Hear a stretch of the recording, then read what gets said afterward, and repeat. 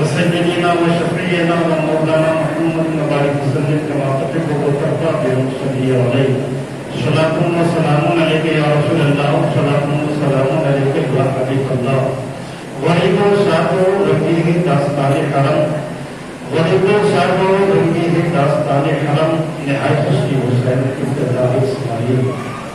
آج بھی ہو تو براہیم سا ایمان پیدا آج بھی ہو جو براہیم سا ایمان پیدا آج کر سکتی ہے اندازے گلستان پیدا آج کر سکتی ہے اندازے گلستان پیدا برکتہ پڑھنے چلتا ہوں صلی اللہ وسلم وشفيعنا ومولانا محمد وبارك وسلم كما تحب وترضى بصلي عليه صلاة وسلام عليك يا رسول الله صلاة وسلام عليك يا حبيب الله قربانی کے ایام گزر رہے ہیں اور 10 گھنٹے باقی ہیں عصر تک آپ قربانی کر سکتے ہیں اللہ کا شکر ہے کہ جو یادگار قائم کی گئی ہے اور عصائے کائنات صلی اللہ تعالیٰ علیہ وسلم نے بھی قربانی فرمایا کہ یادگار قائم رکھا ہم نے اور آپ نے بھی قربانی کر کے اس یادگار کو قائم کیا اللہ تبارک و تعالیٰ ہمارے اور آپ کے تمام مسلمان بھائی بہنوں کی قربانی کو قبول فرمائے محترم حضرات اس سے پہلے جہاں تک کہ میں سمجھتا ہوں قربانی کے احکام فضائل مسائل بہت ساری باتیں ہو چکی ہیں اور جو بھی باتیں ہوئی ہیں سب ایماناً باتیں ہوئی ہیں تفصیل کوئی بات چونکہ یہ وقت ایسا رہتا ہے کہ نہ تفصیل کوئی بات کی جا سکتی ہے اور نہ تفصیل سے کوئی بات آپ کے ذہن و شعور تک پہنچائی جا سکتی ہے اب قربانی بھی ختم ہو رہی ہے وقت بھی ختم ہو رہا ہے اب ٹائم ہی طے ہے پھر بھی بہرحال اور جو مشہور ہے کریمہ کی تلاوت میں شرف حاصل کیا ہے اللہ تبارک و تعالیٰ ارشاد فرماتا ہے وَتَّخِذُوا مِن مَّقَامِ إِبْرَاهِيمَ مُصَلًّى اور اے لوگوں اے مسلمانوں اے ایمان والوں مقام ابراہیم کو اپنے لیے سجدہ گاہ بناؤ محترم حضرات یہ کوئی حدیث نہیں ہے ہم قرآن پاک کی آیت کریمہ اور جو حکم دینے والا کوئی اور نہیں ہمارا آقا رب خالق کائنات اللہ تبارک و تعالیٰ تمام مسلمانوں ایمان والوں کو یہ حکم دے رہا ہے کہ اے لوگوں چاہے تم حج کے ایام میں آؤ چاہے تم عمرہ کے ایام میں آؤ چاہے ایسے بھی تم سجدہ کعبہ میں آؤ حرم شریف میں آؤ یا مکہ شریف میں آؤ پورے عالم اسلام کے ایمانداروں سے یہ قرآن خطاب کر رہا ہے کہ جب تم یہاں آؤ تو مقام ابراہیم کو سجدہ گاہ بناؤ محترم حضرات کی بہت ہی پیاری بات اور جہاں تک کہ انسانی وسائل ہوتے ہیں ایک سوال پیدا ہوتا ہے کہ اللہ تبارک و تعالیٰ ایمان والوں کو کہنا چاہیے کہ اے ایمان والوں چاہے تم امریکہ میں ہو چاہے جاپان میں ہو چاہے ہندوستان میں ہو جب بھی یہاں آؤ تو میرے کعبے کے پاس نماز پڑھو سیاحے کعبہ میں نماز پڑھو کعبے کو سجدہ گاہ بناؤ کہنا تو یہ چاہیے اس لیے کعبے سے محترم دنیا میں اب کوئی چیز نہیں ہو سکتی ہے لیکن کعبے کا نام نہ لے کر کے اللہ تبارک و تعالیٰ نے مقام ابراہیم بنا دیا کہ جب تم یہاں آؤ تو مقام ابراہیم کو اپنے لیے سجدہ گاہ بناؤ یعنی ایمان والوں جب بھی آؤ تو یہاں پہ بول کر نماز پڑھو اللہ تبارک و تعالیٰ اس آیت کریمہ کے ذریعے اس یادگار کو زندہ رکھ رہا ہے کہ جس مقام پہ کھڑے ہو کے سیدنا ابراہیم علیہ السلام نے کعبہ کی تعمیر فرمائی تھی اب آپ اندازہ کر سکتے ہو کہ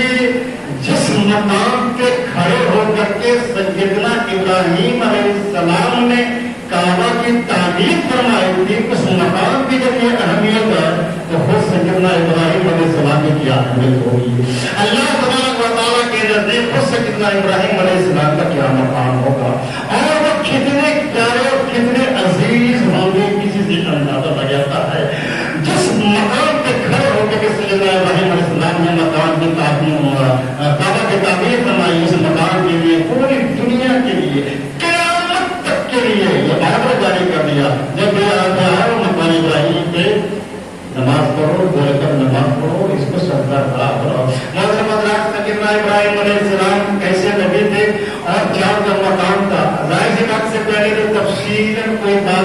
नहीं हो पाती है। आणि मग तसे मैं नहीं पता था, बड़ी प्यारी बात दिल में आई और बड़ी प्यारी बात समझ में आई और चाहता कि मैं शेयर कर दूं और ताकि आप भी कभी जब इस्लाम से मुतालिक जब कोई गुफ्तगू आए तो इस्लाम का एजाज क्या है, इस्लाम का मकाम क्या है, और इस्लाम आज के सारे मज़ाहिब में सबसे ऊंचा मकाम क्यों रखता है, आपके पास कोई दलील होनी चाहिए। इस्लाम क्या है? आलमी है कि हमारे पास जो कुरान है वो तो मिसाल है, इस्लाम ने जो किताब दी है वो तो मिसाल है। अगर वो किताब का मिसाल है तो जिसको तो किताब नाज़िल होगी वो कितना बड़ा मिसाल होगा, वो कैसा साहब कुरान का मिसाल होगा। और वो बताने के साथ कहता है वो कुरान को छोड़ दो, नबी पाक को छोड़ दो, नबी पाक सल्लल्लाहु अलैहि वसल्लम जो शायर है, जो यादगार है, उनको छोड़ दो। एक मिसाल के तौर पर जो इस्लाम ने जो तारीख दिया है उस तारीख की मिसाल पूरी दुनिया में नहीं लाई जा सकती है, वो तारीख का मिसाल है। आप ज़मज़म जो सज्जमाए ज़माने इस्लाम के यहीं से पानी का शुरू हुआ है, बस पानी की मिसाल दुनिया में नहीं लाई जा सकती है। और जब पानी की मिसाल नहीं लाई जा सकती है तो मजहब की मिसाल क्या लाई जा सकती है? मतलब आपकी मालूमात शायद आपको मालूम भी होगा, नहीं है तो मैं बता देना चाहता हूँ, आपकी मालूमात में इजाफा हो जाएगा। दुनिया में जितना भी पानी है वो प्यास बुझाती है, भूख नहीं मिटाती है। आप पूरी दुनिया में जितने भी किस्म के पानी है, आप पानी उठा के लाओ, चाहे वो पहाड़ का पानी हो, चाहे वो चश्मे का पानी हो, चाहे नदी का पानी हो, चाहे कहीं का भी पानी हो, दुनिया में जितना भी पानी है, उन तमाम पानियों की खुसूसियत ये है कि वो प्यास बुझाती है, भूख नहीं मिटाती है ना भाई? तो मालूम होना चाहिए, आपकी मालूमात इजाफे के लिए मैं कह देना चाहता हूँ कि दुनिया में वाहिद आगे दमदम है, वाहिद ये पानी है, वाहिद आगे दमदम है जो प्यास भी बुझाती है, भूख भी मिटाती है, जो प्यास भी बुझाती है और भूख भी मिटाती है। ये प्यास का बुझना और भूख का मिटना कुछ आप जान रहे हैं? किसी डॉक्टर से आप सलाह कीजिए तो आपको मालूम हो जाएगा। पानी से प्यास बुझती है और भूख का जो एक अलग सिचुएशन है, यानी आप रोजाना जो है आधा किलो चावल खाते हैं, आधा किलो पावर खाते होंगे, जो भी खाते होंगे, खाना खाने के बाद आपके ब्रेन को, बॉडी को, आपको इस सब एनर्जी चाहिए, कैलोरीज चाहिए, चाहे वो 200 कैलोरीज हो, चाहे 300 कैलोरीज हो, चाहे 500 कैलोरीज हो, चाहे 1000 कैलोरीज हो, डेली आपको इतने कैलोरीज चाहिए। ये भूख को मिटाती है, इतना कैलोरीज आप डालेंगे तो आपकी भूख मिटेगी। पानी से प्यास बुझती है, कैलोरीज नहीं बनता है, खाने से कैलोरी बनता है और वही आपकी भूख को मिटाती है। तो एक इंसान पानी पीने के बाद या खाना खाने के बाद जितना कैलोरी हासिल करता है, इतना कैलोरी हासिल करता है, एनर्जी हासिल करता है, आज ज़मज़म की खुसूसियत है कि खाली पानी पी लिया जाए तो प्यास बुझती है। और एक इंसान के खाने, एक वक्त से खाने में कितने कैलोरी हासिल होते हैं वो आज ज़मज़म में मौजूद है। तो पानी आगे ज़मज़म है जो प्यास भी बुझाती है और भूख भी मिटाती है। अब तो मेडिकल साइंस जितनी तरक्की कर रही है वो इस हद की बातें बहुत भी सच्ची नजर आ रही है। अब अगर मेडिकल साइंस ने भी इसको एक्सेप्ट किया है कि आप ज़मज़म में ऐसी एनर्जियां हैं, ऐसी तवानाइयां हैं कि पीने के बाद प्यास भी बुझ सकती है और भूख भी मिट सकती है, भूख भी मिटती है। बहुत गौर कर रहा था कि अल्लाह तबारक व तआला ने आखिर ये भूख मिटाने की शक्ति आगे ज़मज़म में क्यों दी जा रहा है?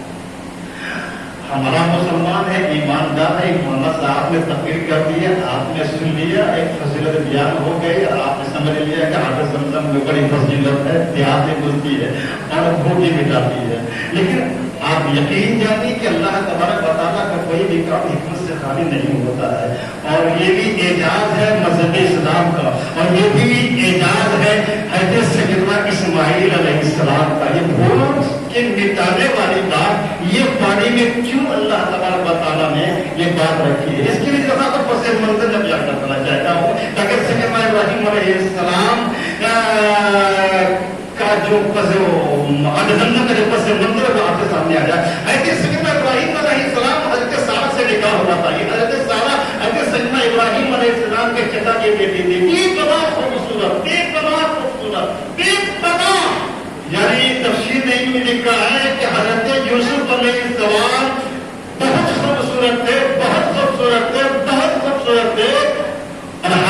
یہ ہے کہ یہ حضرت سارہ علیہ السلام کی بہن تھی، یعنی اس کی خوبصورتی ہی کا کچھ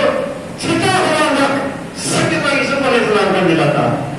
اب ہم اندازہ کر سکتے ہیں میرے پیارے کہ یوسف علیہ السلام کتنے خوبصورت تھے جو پوری دنیا جانتی ہے، ایسے کہیں زیادہ خوبصورت ہے سارہ علیہ السلام تھی، سیدنا ابراہیم علیہ السلام کی پہلی زوجہ محترمہ جہاں کی تعداد بہن تھی، آپ کے چچا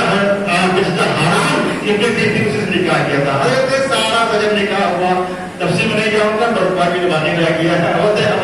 آبادے فلسطین پہنچتے ہیں۔ فلسطین پہنچنے کے بعد اسی حالت میں جو ہے حضرت حاجرہ سے سارہ علیہ السلام نے نکاح کروایا، چونکہ ان سے اولاد نہیں ہو رہی تھی تو حضرت سارہ ہی کے اور حضرت سارہ جب چلے تھے حرام سے تو آپس میں ایک معاہدہ ہوا تھا۔ سیدنا ابراہیم علیہ السلام اور حضرت سارہ کے درمیان میں ایک معاہدہ ہوا تھا کہ تم ہماری بات مانو گے، میں تمہاری بات مانوں گا، بہرحال ایک معاہدہ ہوا تھا۔ تو جب فلسطین آئے تو حضرت سارہ علیہ السلام نے حضرت حاجرہ سے نکاح کیا، چونکہ پتہ سے سیدنا اسماعیل علیہ السلام پیدا ہو گئے۔ اس کے بعد ایک بار حضرت ابراہیم علیہ السلام اسماعیل علیہ السلام کو پیار کر رہے تھے، آنکھوں کو چوم رہے تھے، پیشانی کو بوسہ دے رہے تھے، سارہ علیہ السلام نے دیکھ لیا کہ نبی یا نبی کی جو اہلیہ ہوتی ہے ان کا سارا کام وحی الہی کے مطابق ہوتا ہے۔ تو انہوں نے کہا کہ جو ایسی خواہش پیدا ہوئی حضرت سارہ کے دل میں، اب اپنے طرف محدود مت کر لیجیے گا، کچھ خواہش پیدا ہوگی، کہیں محبت بٹ نہ جائے، تو آپ نے حکم دیا کہ حضرت حاجرہ کو اور اسماعیل کو کسی ویران وادی میں آپ چھوڑا دیں، یہ انہیں کا حکم ہوتا ہے۔ اب چونکہ معاہدہ ہو چکا تھا، میں تمہاری بات مانوں گا، تم ہماری بات مانو گے، اس معاہدے کے تحت جائے۔ اب چونکہ نبی کی اہلیہ تھی تو کوئی بھی کام مسئلہ فٹافٹ سے کیوں ہوتا ہے، بہرحال ان کے کہنے پر سیدنا ابراہیم علیہ السلام نے سیدنا اسماعیل علیہ السلام کو فلسطین سے چل کر کے آج جہاں پہ کعبہ شریف ہے وہاں پہ آپ نے چھوڑا، اور آپ سن چکے ہیں، کئی بار سن چکے ہیں، اور تاکہ بات چھوڑ دیا۔ اس کے بعد آپ نے کچھ کھجور پانی دے دیا، کھاؤ پیو، حضرت ابراہیم علیہ السلام چلے گئے۔ جب چلنے لگے تو حضرت حاجرہ نے کہا کہ ہم اس گھر والے کہاں چھوڑ جا رہے ہیں؟ تو 3 مرتبہ حضرت حاجرہ نے جب آواز لگائی تو اخیر میں حضرت حاجرہ علیہ السلام نے کہا کہ کیا یہ اللہ کی مرضی سے ہو رہا ہے، اگر رب کی مرضی سے آپ کر رہے ہیں؟ تو سیدنا ابراہیم علیہ السلام نے کہا ہاں یہ رب کی مرضی سے ہو رہا ہے۔ حضرت حاجرہ علیہ السلام خاموش ہو گئے، پھر جب اللہ کی مرضی سے ہو رہا ہے تو اللہ تعالیٰ ہمارا نکاح بات ہے، کہنے مجھے تیزی کے ساتھ چلے گئے۔ جب تک کھجور رہا کھاتی رہی، پانی رہا پیتی رہی، اور جب کھجور بھی ختم ہو گیا، پانی بھی ختم ہو گیا، آپ نے سنا ہوگا کہ پانی کی تلاش میں سپا مروا میں آپ نے دوڑ لگائی کہ پانی کی تلاش میں، تفصیل میں نہیں جاؤں گا، یہ ایسی یادگار ہے کہ آج بھی ٹائم ہے۔ بہرحال بہت تیزی کے ساتھ جب دوڑ لگا رہی تھی، سیدنا اسماعیل علیہ السلام کے ایرے سے پانی کا ضرور ہوا، ٹھیک ہے۔ دیکھیے نہ کھانے کا کوئی سامان نہیں تھا، پینے کا کوئی سامان نہیں تھا، اندازہ کر سکتے ہو ویران وادی ہے، پہاڑ ہے، کوئی درخت ہے، کوئی پھل فروٹ بھی نہیں ہے، کوئی آدمی نہیں ہے، کوئی مونس نہیں ہے، کوئی ہمدرد نہیں ہے۔ ایسی جگہ میں ایک ماں اور ایک بیٹے کے ساتھ، ایک بچے کے ساتھ ویران وادی میں موجود ہے، اور عالم یہ ہے کہ کچھ زندگی گزارنے کے لیے کوئی سامان نہیں ہے۔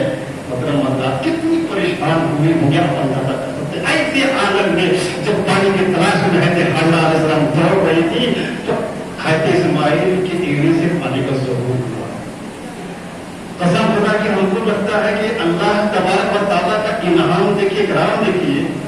کہ جب پانی کی تلاش میں دوڑ رہی تھی تو پانی کا ظہور ہوا، اور اللہ تبارک و تعالیٰ نے خالی پانی نہیں دیا، یہاں تو زمزم ہی نہیں دیا،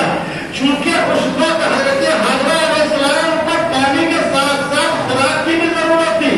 اس لیے کہ پانی سے صرف پیاس بجھتی ہے، لیکن اللہ تبارک و تعالیٰ نے ایسے پانی کا انتظام کیا کہ حاجرہ میں ایسا پانی دے رہا ہوں کہ اس سے پیاس بجھے گی اور بھوک بھی مل جائے گی۔ یہ اللہ تبارک و تعالیٰ کو حضرت نصیحت تھی کہ میں نے پانی دیا ہے، پانی پیو، ایسے تمہاری پیاس بجھے گی اور تمہاری بھوک مل جائے گی۔ بھوک مٹانے کے لیے خدا نے زمزم میں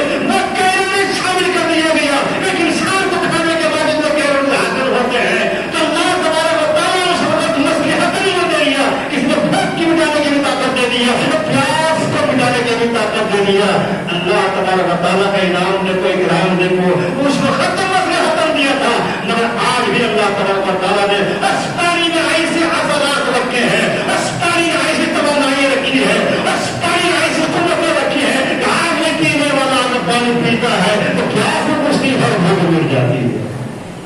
وہ تو مطلب اللہ تبارک و تعالیٰ کوئی انعام اگر دے دیتا ہے تو واپس نہیں دیتا ہے. اور آج بھی یہ اس پانی کا اعجاز ہی نہیں بلکہ اسلام کا اعجاز ہے کہ تمہارے پاس کوئی ایسا قانون ہے تو لاؤ جو قانون اسلام کی بات ہے جس نئی کی نکل گیا ہے اس کے اندر پیاس کو بڑھانے کی بھی طاقت ہے اور بھوک کو مٹانے کی بھی طاقت ہے. یہ اللہ تبارک و تعالیٰ کا انعام و اکرام ہے. اور آج تک ہمیں نے پہلے بتایا تھا میرے پیارے آج سنگم چاہے خالص ہو آج سنگم چاہے تھوڑے سے مقدار میں ہو وہ جتنے پانی میں کنورٹ کرو گے وہ پورا کا پانی اپنی ہی توانائی کے ساتھ اور اتنی ہی انرجی کے ساتھ پورا پانی ہو جاتا ہے. اس کو میڈیکل سائنس مطابق کر دیا. بہرحال یہ ہمارے اسلام کا اعجاز ہے. اور سیدنا اسماعیل علیہ السلام کا میں سمجھتا ہوں کہ آج بھی امت محمدیہ پر یہ ان کی نوائش ہے ان کی رحمت ہے اور ان کی فضیلت ہے اور ان کا کرم ہے کہ جو پانی اللہ تبارک و تعالیٰ نے کو رکھا تھا وہ پانی آج ساری امت کے لیے جاری رسائی کر دیا ہے. اور آج بھی ایسے ہی نہیں ارے آج بھی اعجاز ہے کہ حرم شریف میں کم سے کم 7 سے لے کے 10 لاکھ تک لوگ اپنے ٹائم رہتے ہیں. اور اس 8 لاکھ 10 لاکھ آدمی جب چاہے تب وہ آگے زمزم پیتے رہتے ہیں. جو ہو جانے کے بعد وہ جانتے ہوں گے جو وہاں سے آگے جانتے ہوں گے. اگر ٹائم پی رہے ہیں لے جا رہے ہیں